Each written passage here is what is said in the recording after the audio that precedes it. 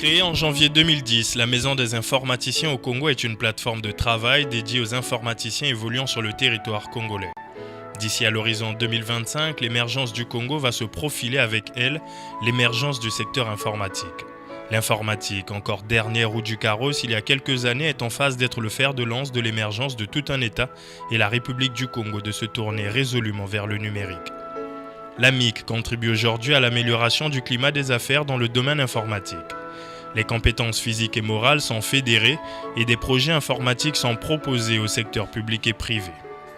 Loin des discours et de la publicité, la Maison des informaticiens au Congo, qui est aussi un socle pour les informaticiens du monde entier, de passage au Congo, a permis le retour de plusieurs jeunes Congolais formés à l'étranger. J'ai étudié à Cheikh Anta Diop, École supérieure polytechnique. C'est par le biais de l'AMIC justement que j'ai pu revenir au pays. Et ici, j'assiste justement, j'aide, je peux mettre en place des projets qui vont me permettre demain d'être à la hauteur. Et puis, j'invite justement tous mes collègues, les Congolais, de venir visiter l'AMIC, de pouvoir montrer leur expérience afin d'aider justement l'informatique à être développée au Congo. On a pris l'avènement de l'AMIC lorsque un pionnier de l'AMIC est arrivé à Dakar au Sénégal pour venir nous parler de l'AMIC, des perspectives de l'AMIC. Via l'AMIC, je suis arrivé ici au Congo et toujours à partir de l'AMIC, je me suis retrouvé au ministère des Finances. Au ministère des Finances où je travaille sur des projets d'État. Aujourd'hui, je suis à mon deuxième projet. Le premier projet, il s'agissait de mettre en place une application informatique qui devrait gérer la circulation du chèque trésor. Et cette application est aujourd'hui en cours de déploiement. Je suis passé sur un deuxième projet où il s'agit de gérer, de mettre en place également une application qui gère les boursiers, le paiement des boursiers congolais à l'intérieur tout comme à l'extérieur du pays. Donc je suis le développeur principal de cette application. Au jour d'aujourd'hui, nous sommes à la phase d'expérimentation. Ce que nous voulons, c'est que davantage les compétences informatiques qui sont à l'heure actuelle méconnues ou bien cachées de part et d'autre soient mises en avant, soient bien connues afin de mieux servir le pays, aujourd'hui qui connaît quand même pas mal de difficultés dans ce domaine-là. Donc nous voulons arriver quand même à faire apparaître au grand jour toutes ces compétences en informatique qui sont cachées. C'est un secteur qui connaît beaucoup de problèmes, particulièrement au Congo. C'est pourquoi d'ailleurs, nous avons commencé à mettre en place ces différents ateliers que vous voyez là. C'est pour donner la possibilité à ceux qui veulent se recycler, à aller encore de l'avant, se doter de plus de compétences, d'avoir cette possibilité-là d'être au point. Je crois que d'ici quelques années, nous pourrons être fiers quand même d'avoir de plus de Congolais compétents et très présents sur les plateformes technologiques. L'AMIC propose particulièrement 3 grands projets au gouvernement ou disons à l'État. En premier, nous avons la mise en place d'une école centrale des technologies. Et en deuxième lieu, nous proposons la vulgarisation de l'Internet dans les différentes écoles au sein du Congo. Et enfin, la mise en place de ce que nous appellerons l'ordre des informaticiens. Contribuer à la baisse du chômage, l'AMIC sait le faire. Je suis permanente à l'AMIC et je suis un peu chargée du positionnement des compétences au niveau de l'AMIC. Et ça consiste un peu à mettre en contact la société demandeuse et la compétence. Une fois qu'on a débouché quelqu'un pour le ramener au pays, nous on s'en charge pour le mettre en relation entre les entreprises d'ici.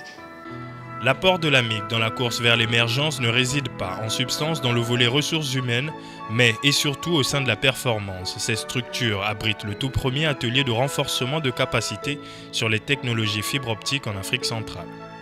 Maintenant, l'AMIC dispose ici donc du tout premier atelier de renforcement de capacités sur les technologies fibre optique en Afrique centrale. Donc nous avons ici tout le dispositif possible pour mener à bien un projet informatique fibre optique de bout en bout.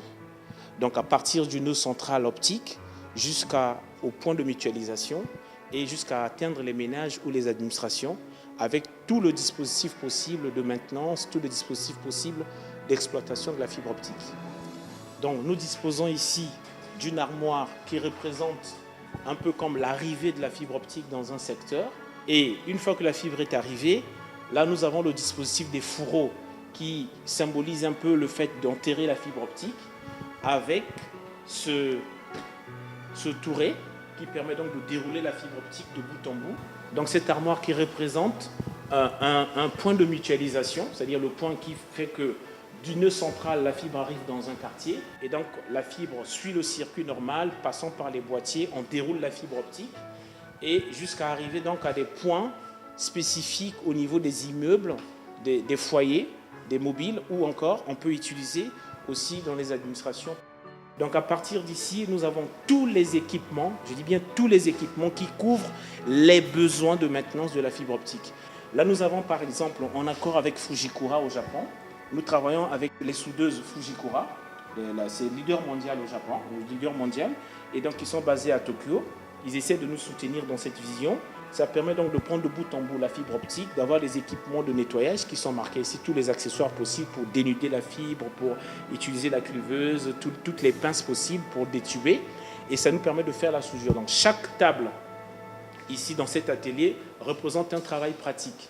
Ça fait que donc on ne reste pas seulement sur la théorie de la fibre optique, on pratique aussi. Et à partir d'ici, nous avons toute la plateforme pour faire la réflectométrie. Donc qui va consister à envoyer un signal d'un point à l'autre et d'être sûr qu'il y a un retour.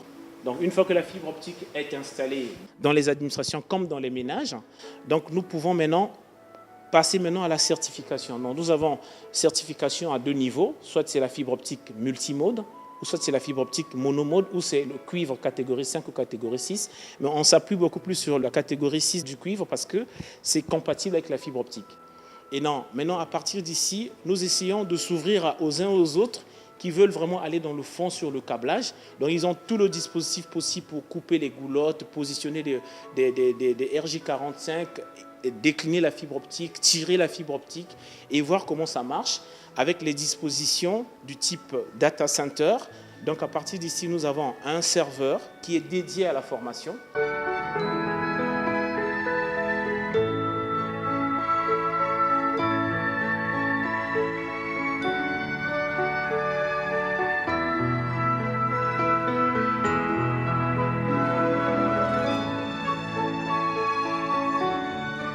Plusieurs jeunes y nourrissent leurs projets, comme il a été dit, grâce à 4 salles incubateurs de développement de logiciels et de projets informatiques, une première expérience au Congo. Pour atteindre ces objectifs, la Maison des informaticiens au Congo, qui a son siège au quartier Plateau des 15 ans Batignolles, dispose d'une connexion Internet au débit disponible 24 heures sur 24 et 7 jours sur 7, d'une bibliothèque dédiée à l'informatique, d'un laboratoire de recherche en informatique en collaboration avec les universités de Nantes en France et de Trois-Rivières au Canada, de 2 salles de conférences multimédia dotées d'un dispositif visioconférence multipointe, d'un portail Internet dédié à la recherche d'emploi et à la fédération de compétences, d'une fédération de cabinets spécialisés dans les technologies de l'information et de la communication et d'un espace informatique dédié à la jeunesse.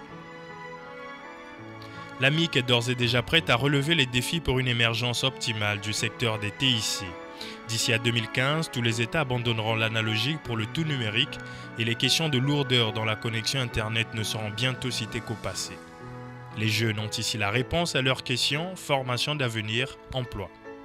En attendant des journées portes ouvertes, comptez avec la MIC pour la résolution de tous vos problèmes liés à Internet, mieux à l'informatique.